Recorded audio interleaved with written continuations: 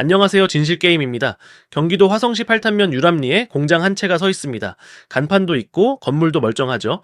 그런데 이 공장의 공식 사업주인 선진산업이라는 곳은 이곳에 존재한 적이 없습니다. 저 뉴스타파에서 취재진이 직접 현장을 찾아갔는데 공장 안에서 일하고 있던 사람은 전혀 다른 업체였죠. 그 업체 대표는 담담하게 말했어요. 2020년 4월 30일부터 여기 있었는데요. 공장이 완공된 그날 이미 다른 사람이 들어와 있었던 겁니다. 그럼 선진산업이라는 곳은 도대체 뭘 하는 회사일까요? 경기도 공장 현황 데이터베이스를 뒤져봤습니다. 2020년부터 현재까지 이 토지에 등록된 선진산업의 공장 가동 기록은 단 한 건도 없었죠.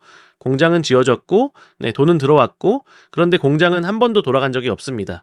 그리고 이 땅의 주인은 현직 화성시장 정명근 후보의 배우자입니다.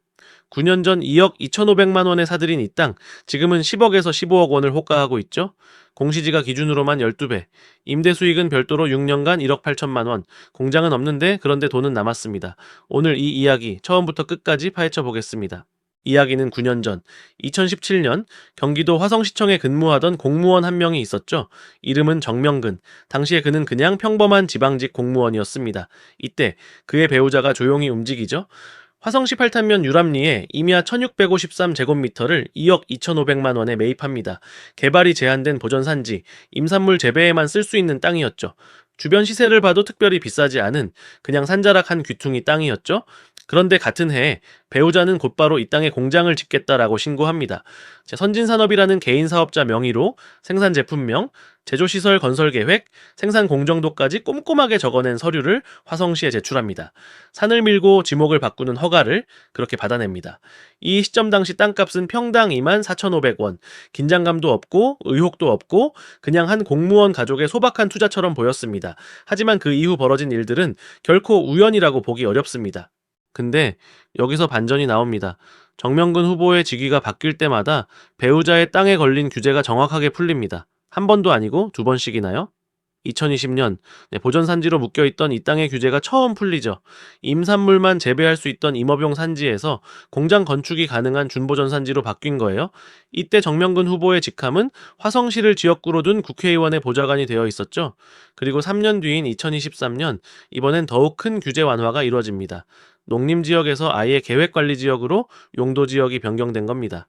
용적률, 건폐율, 층수 제한까지 한꺼번에 풀려버리는 개발업자들이 가장 원하는 변경이었죠. 이때 정명근 후보의 직함은 현직 화성시장이었습니다. 자, 이게 정말 우연일까요? 정명근 후보 캠프 측은 5년마다 하는 도시관리계획 일괄 변경이라고 해명했습니다.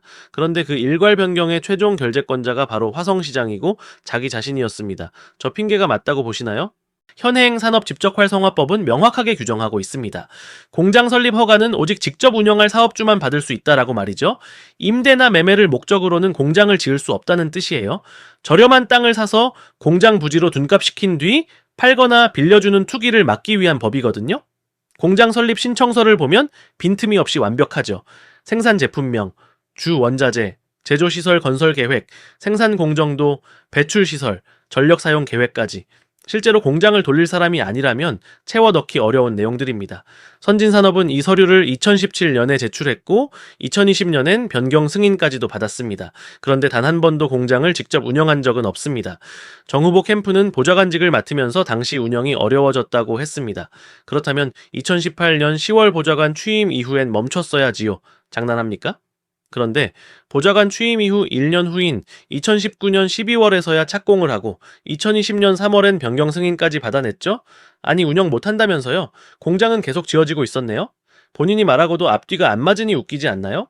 공장 허가가 취소되면 끝일까요? 아닙니다. 관련 법령에는 명확한 조항이 있어요. 공장 승인이 취소될 경우 해당 토지의 원상 회복을 명령할 수 있다고 합니다. 산을 밀고 바꿔놓은 땅을 원래대로 되돌리라는 명령이죠. 그런데 그 명령을 내릴 수 있는 사람이 누구냐? 바로 시장입니다. 본인이 해야 된다는 말이죠.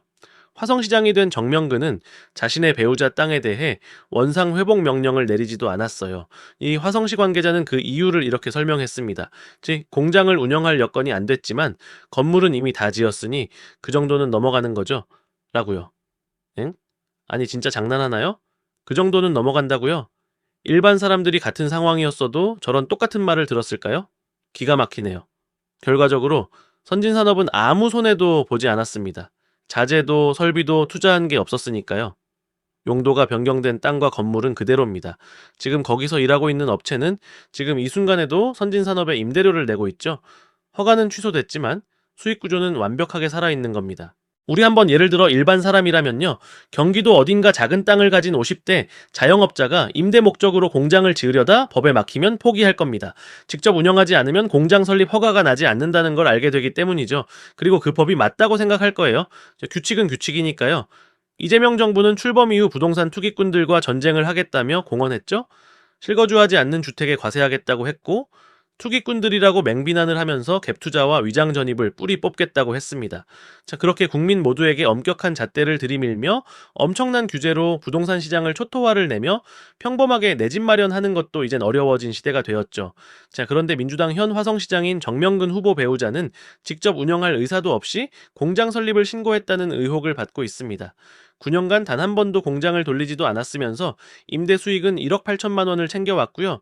공장 허가가 취소됐는데도 남편인 정명근 화성시장은 원상 회복 명령을 내리지도 않았습니다. 맞죠? 개혁신당 전성균 후보가 이렇게 말을 하죠. 부동산 투기와의 전쟁이 일반 국민만 타겟으로 삼은 위선이 아니라면 지금 당장 단호한 조치를 내놓으십시오. 부동산 투기와의 전쟁은 선포됐잖아요. 그런데 이 전쟁의 예외 구역이 정부와 여당에 왜 이리 많은 겁니까? 국민들은 부동산 투기는 안 되고 정부와 여당 고위공직자들은 다주택에 땅 투기에 해도 괜찮은 거예요? 이게 바로 지금 우리가 해명을 들을수록 어이가 없는 이유입니다. 정명근 캠프는 5월 27일 공식 해명 자료를 냈습니다. 조목조목 반박했죠. 그런데 읽으면 읽을수록 해명이 스스로 구멍을 냅니다. 첫째, 보좌관을 맡으면서 운영이 어려워졌다. 아니 그럼 2018년 10월 이후엔 멈췄어야죠. 그런데 1년 후인 2019년 12월 착공, 2020년 3월 변경 승인.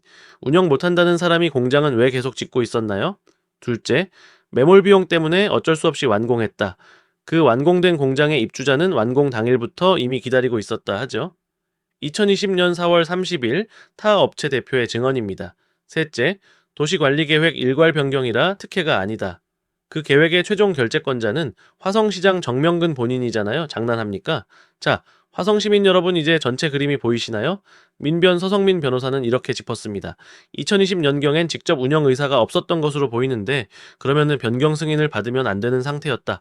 본인이 시장으로 가게 됐으면 이해 충돌을 피하기 위해 공장을 처분했어야 맞다. 이런 걸 해명이라고 하고 앉아 있나요? 공장은 없었습니다. 그런데 돈은 남았죠? 처음 이 이야기를 시작할 때 드렸던 말 기억하시나요? 경기도 화성시 팔탄면 유람리, 선진산업이라는 이름의 공장. 공장문을 열어보니 그 회사는 존재하지 않았습니다. 그런데 그 빈자리에 9년간 차곡차곡 쌓인 수익은 존재하고 있죠. 땅값 12배, 임대 수익 1억 8천만 원, 3번의 직위, 3번의 규제 완화, 공장 허가 취소 이후에도 내려지지 않은 원상 복귀 명령, 부동산 투기와의 전쟁을 선포한 민주당의 시장 후보 배우자 이야기입니다. 뉴스타파는 3가지 질문을 남겼더라고요. 처음부터 공장을 운영할 의사가 없었던 건 아닌지, 용도 변경 과정은 적법했는지, 원상 회복 명령이 없었던 이유는 무엇인지 말입니다. 이 질문들에 대한 답은 아직 나오지 않았습니다. 지방선거가 코앞입니다. 유권자 여러분들은 이런 내로남불의 후보에게 다시 한번 시장 자리를 주실 건가요? 오늘 소식은 여기까지입니다. 구독, 좋아요, 알림 설정 부탁드릴게요.